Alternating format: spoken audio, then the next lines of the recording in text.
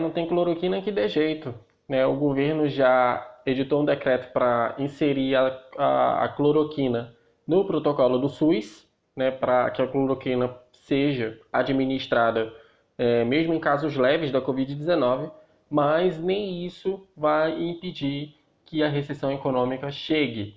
O Banco Central divulgou aí a sua estimativa semanal de projeção para o PIB e está projetada uma recessão de menos 5% para a economia brasileira em 2020, no melhor dos cenários, isto é, se a situação não piorar. Enfim, mais um número aí que, né, joga por terra todo a narrativa negacionista, né, dos cloroquinions, né, e dos outros negacionistas ilimitada. Fato é que a recessão econômica é inevitável. Se é impossível escapar da recessão econômica, é plenamente possível poupar vidas. E poupar vidas, né, só vai vir através do cumprimento das medidas sanitárias cientificamente recomendadas. Não tem mais como salvar a economia da recessão, mas tem como salvar vidas de milhares de brasileiros, né, cumprindo, aumentando o engajamento no cumprimento do isolamento como estratégia de evitar o aumento da disseminação e o aumento das infecções, né, por coronavírus. O fato é que a recessão foi estimada em menos 5% no cenário otimista, né, mas, na verdade, ela pode ser pior, né? Ela pode ser potencializada, porque a gente já tem números aí, por exemplo, do FMI apontando uma recessão de menos 7% para o Brasil. Há outras estimativas apontando uma recessão de menos 9%, menos 10%. Ou seja, a recessão ela é inevitável e nós vamos sofrer talvez a pior recessão da história do Brasil. O fato é que se não tem mais como salvar a economia, temos que salvar as pessoas, porque salvar as pessoas, neste momento, vai garantir a recuperação econômica a médio e longo prazo. Há já estudos mostrando isso, né, e é o que deve se confirmar, e é o que já aconteceu, por exemplo, no caso da gripe espanhola, né, onde um estudo, né, do Fed, que é o Federal Reserve, o Banco Central Americano, em conjunto com o MIT, né, avaliaram o caso ali da gripe espanhola e fizeram a comparação entre as cidades que implementaram e que não implementaram as medidas restritivas. As cidades que implementaram as medidas restritivas se recuperaram economicamente mais rápido.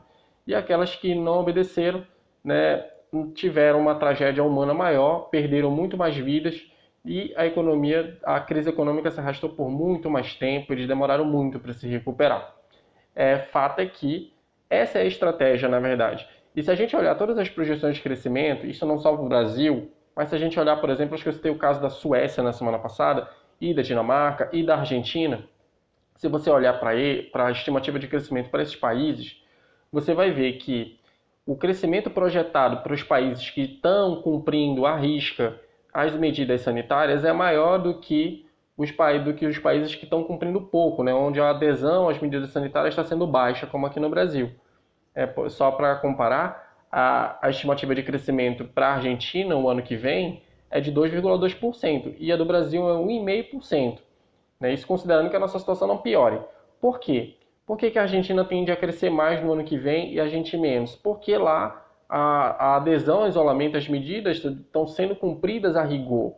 Né? Então, com mais vidas poupadas, com mais pessoas saudáveis, você tem mais pessoas para produzir riqueza e para consumir, né? E para investir, e com isso a economia cresce. Com consumo e investimento, né, movem a economia, e consumo e investimento depende de gente. E para a gente ter gente, a gente precisa cumprir as recomendações sanitárias, certo? Então não tem cloroquina, pode liberar geral. Liberar geral, a única coisa que vai acontecer é gerar uma carnificina e não vai salvar a economia coisa alguma. Aliás, se o governo realmente estivesse preocupado em salvar, né, as empresas, né, ele viabilizaria o mais rápido possível o crédito às micro e pequenas empresas, né, que não está acontecendo.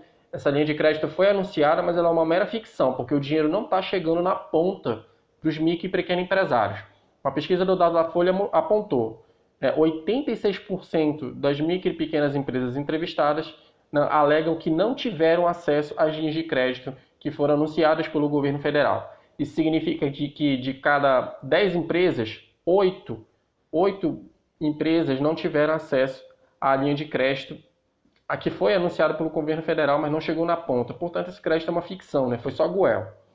Né? Em parte porque o governo operacionalizou de uma maneira errada, né? A linha de crédito ela foi anunciada, o BNDES ele anunciou algumas linhas de crédito para as micro e pequenas empresas para ajudar, por exemplo, no pagamento de salário, né? Para capital de giro das pequenas e médias empresas, mas o dinheiro não chegou na ponta porque o BNDES aí, que é comandado, né, presidido atualmente por um amigo do Carlos, né, preferiu, ao invés de utilizar os bancos públicos para fazer esse dinheiro chegar mais rápido, né, usar a Caixa, o Banco do Brasil, o Banco do Nordeste, o Banco da Amazônia, para que esse dinheiro chegasse muito mais rápido, né, na ponta, ele preferiu usar os bancos privados como intermediários. E os bancos privados, nesse momento de crise, né, eles estão totalmente restritivos ao crédito.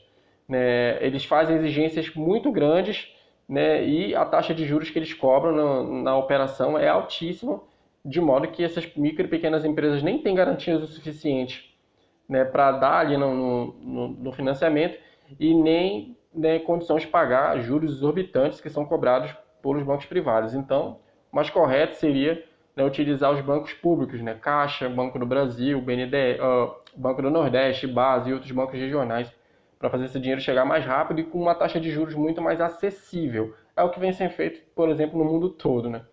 Os bancos públicos é quem estão operacionalizando o crédito. Aqui escolheram o caminho errado, né, por pura incompetência mesmo e má vontade desse governo que não quer salvar a economia coisa alguma, porque se quisesse, né, fazer com que esse dinheiro chegasse mais rápido aos microempresários, e o resultado disso é que muitos estão quebrando. Se estão quebrando, não é por causa da pandemia, não é por causa das medidas sanitárias, estão quebrando pela incompetência do governo, né, em, né, fazer com que o crédito chegue rápido à ponta para micro e pequenos empresários, muitos aí há 2 meses fechados, sem faturamento, sem ter condições de manter suas despesas. Certo? Então, era isso que eu queria comentar. Não tem cloroquina, a recessão é inevitável. O que a gente tem que fazer é tentar poupar o máximo de vidas possível. Isso só vai ser feito cumprindo as medidas sanitárias. E fazer o mais rápido possível o crédito chegar na ponta para que o máximo possível de micro e pequenas empresas consigam sobreviver, passar por essa situação pandêmica. Certo, amigos? Eu agradeço a atenção. Um forte abraço.